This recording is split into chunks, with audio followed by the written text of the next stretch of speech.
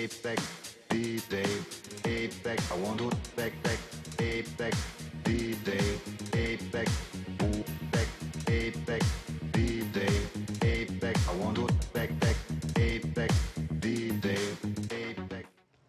Bienvenidos a un nuevo programa de Molinos de Viento, ABCD Rosario, con el auspicio de la Fundación Perspectivas para el Cambio y la No Violencia.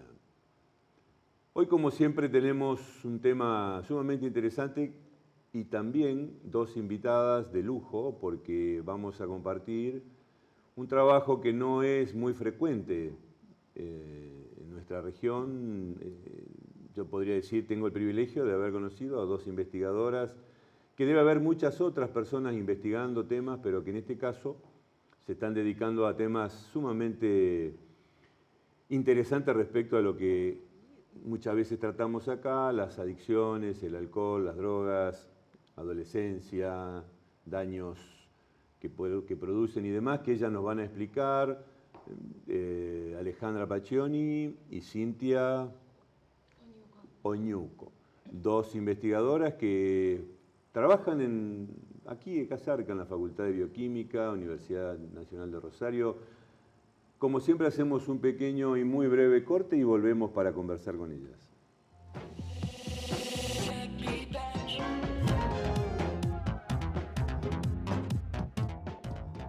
Y atención de adicciones. Consultas 0341 439 9540 421 2302. ABCD.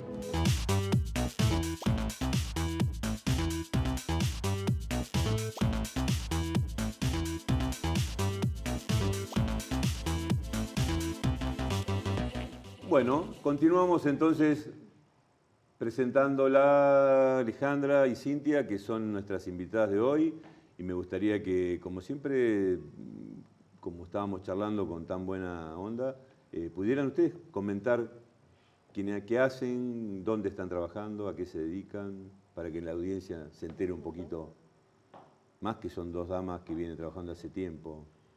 Sí, bueno, muchas gracias por la invitación. Mi nombre es Alejandra Pacchioni, yo soy profesora del área de toxicología en la Facultad de Bioquímica e investigadora de CONICET. La línea de investigación que estamos teniendo en este momento se dirige a estudiar las bases biológicas de la adicción a drogas, es decir, estudiamos los cambios que ocurren en el cerebro en respuesta al uso repetido de sustancias y tratamos de hacer las evaluaciones, siempre trabajando con animales de laboratorio, pero desde un punto de vista, digamos, evaluando la respuesta conductual de los animales y los cambios que ocurren en el cerebro, con una idea final de encontrar algún tipo de cambio que nos permita después desarrollar un posible tratamiento. Ajá. Entonces, esto es muy importante remarcarlo para quienes escuchan.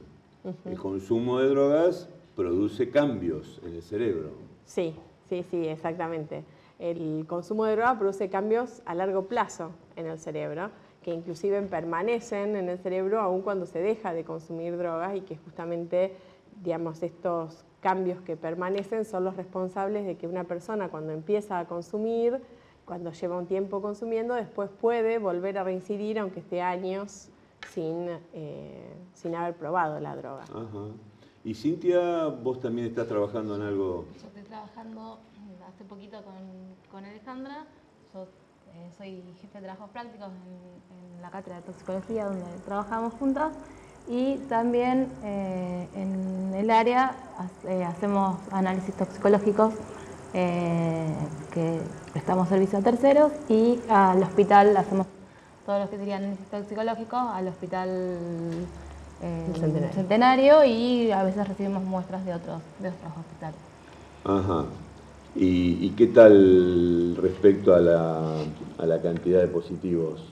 Y cada vez hay más, especialmente nosotros habíamos hecho estuvimos haciendo hace un tiempo un trabajo en el que empezamos a notar que cada vez había más pedidos de screening de drogas, de abuso en embarazadas o parturientas o en sus bebés, que ya sea porque los médicos sospechaban el consumo o porque algún familiar o la misma paciente decía que era consumidora o porque el bebé había nacido con algún síndrome de abstinencia o con algún problema o habían tenido alguna complicación, bebés prematuros. Y estamos notando que cada vez Es más frecuente. es más frecuente el pedido y más frecuente encontrar algún hallazgo positivo. Los positivos. Y Es eso decir que nosotros hacemos screening en orina, que Claro. el metabolito en orina es poco el tiempo en el que uno Que se puede hallar mantiene. la ventana temporal en el que uno puede hallarlo. De todos modos, es indudable que en nuestra región el consumo de drogas ha aumentado muchísimo y además ha bajado la edad de consumo, de inicio en el consumo, y uno podría ver que hay adolescentes con 16 o 17 años que ya hace 4, 5, 6 años que están consumiendo y que aunque no sean adictos de consumo todos los días, esto que vos decís respecto a que el consumo va modificando modos de funcionar del cerebro en adolescente, especialmente porque no es lo mismo el cerebro del adolescente que el adulto. No. Justamente la diferencia más importante que tiene el cerebro del adolescente es un cerebro que se está desarrollando, que está terminando de realizar todas las conexiones que va a tener cuando sea adulto. Se dice, en la actualidad se habla de que ese cerebro termina de desarrollarse entre los 20 a los 25 años. Y lo más importante o lo más rescatable de todo es que justamente las áreas que mayor desarrollo se encuentran durante la adolescencia son aquellas áreas en donde las drogas ejercen sus efectos. Entonces ese cerebro del adolescente es un cerebro que es diferente del cerebro del adulto. Por lo tanto, el problema sería doble, porque en una situación donde todavía no alcanzó a madurar y la nicotina y el alcohol y los estimulantes van a alterar algo que todavía no está maduro. Completamente desarrollado, exactamente. En un adulto va a producir problemas, pero en un joven es infinitamente más factible. Sí, y lo peor de todo es que hay muchas cosas que todavía no se saben del todo, porque, digamos, el consumo de los adolescentes tiene años, pero no tiene tanto tiempo el consumo masivo, y las investigaciones que están hechas en adolescentes tampoco tienen tanta data, digamos, no hace tantos años que se estudian en adolescentes como son los estudios que se han desarrollado en adultos. Claro. Entonces hay muchas cosas del impacto de las drogas en el cerebro de los adolescentes que aún no se saben.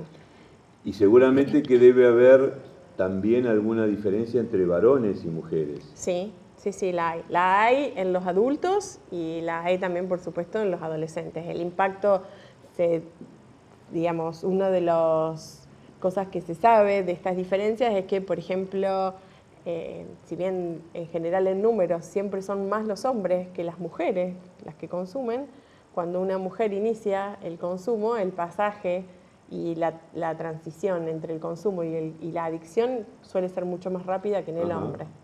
Entonces, es como si fueran más vulnerables. Más vulnerables las mujeres que los hombres, y simplemente por el hecho de ser mujeres, digamos, por la contextura. Es como el alcohol, que Exacto. produce mucho más impacto en la mujer por sus características metabólicas.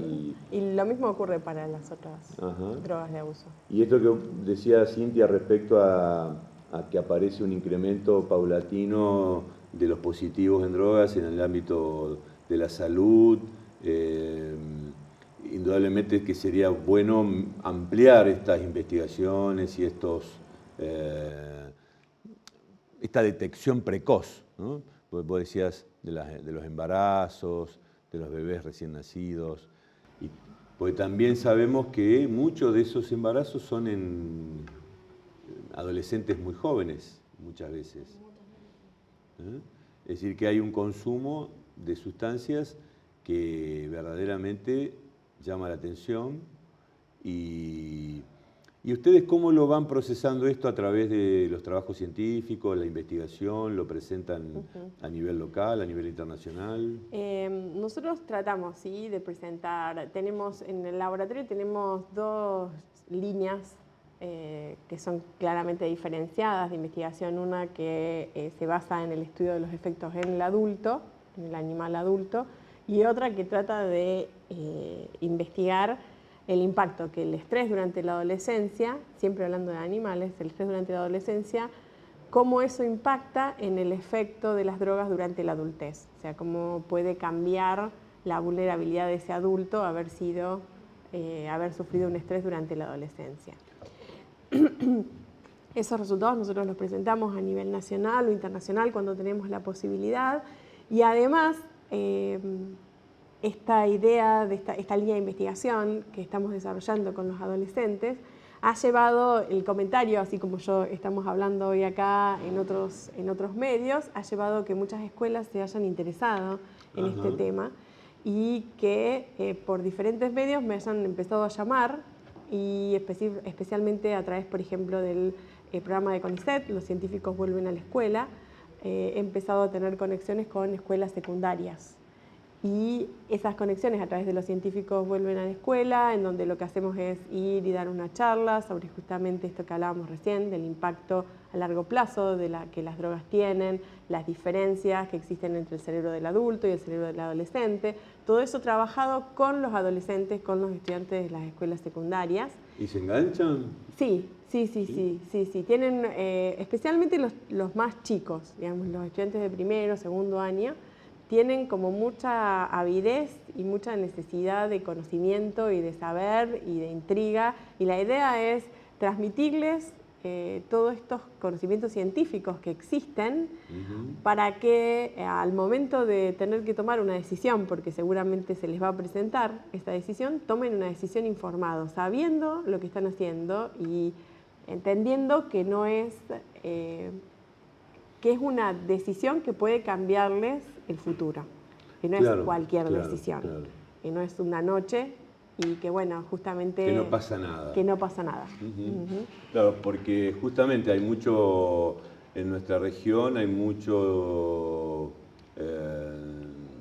estímulo a este consumo social o recreativo, mal llamado, consumo permitido de alguna manera. Pero fíjate que con lo que ustedes dicen, quienes están escuchando, cuando ellas que son investigadoras se refieren a trabajar con animales, son pequeñas ratas, pero que no hay gran diferencia entre lo que le pasa al cerebro de la rata con lo que le pasa al cerebro de una persona. No.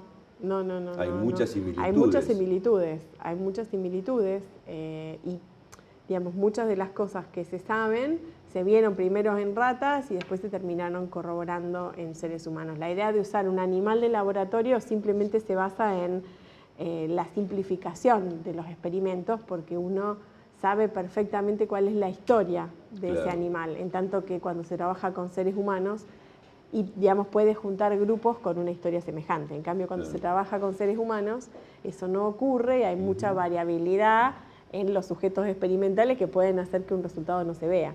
Pero la mayoría de las cosas que se han visto en ratas después se terminan corroborando en seres humanos o al revés.